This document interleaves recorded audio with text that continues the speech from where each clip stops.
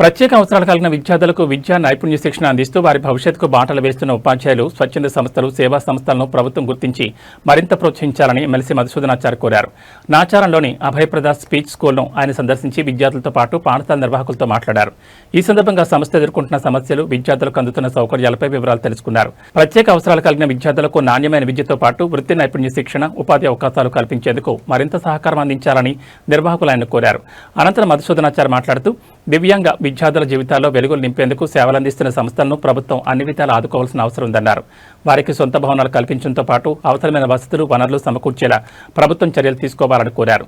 దివ్యాంగుల్లోని ప్రతిభను వెలికితీసి వారి ఆత్మగౌరవంతో జీవించేలా అవకాశాలు కల్పించాల్సిన బాధ్యత సమాజంపై ఉందన్నారు.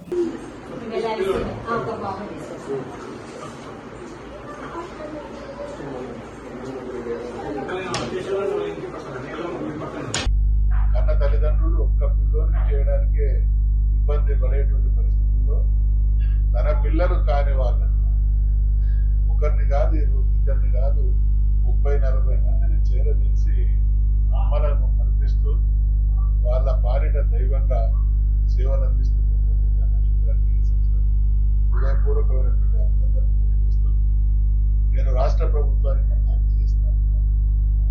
మానవీయ పరిమళాల భూతోటలుగా విరాజిల్లుతున్నటువంటి సంస్థల్ని చేరదీసి అక్కున చేర్చుకుని వారికి సకల సౌకర్యాలు కల్పించాల్సినటువంటి బాధ్యత. ఈరోజు ఇంత సేవ చేస్తూ కూడా కిరాయి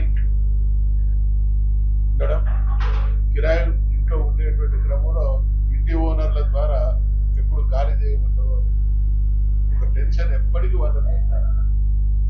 చేసే పనే చాలా ప్రెజర్తో కూడుకున్నదైతే గడచిన 14-15 సంవత్సరాలుగా అనేక మానసికంగా ఇతరత్ర వైకల్యంతో బాధపడుతున్నటువంటి చిన్నారుల జీవితాల్లో వెలుగు నింపాలి అనేటువంటి భావనతో మానవ సేవే మాధవ సేవ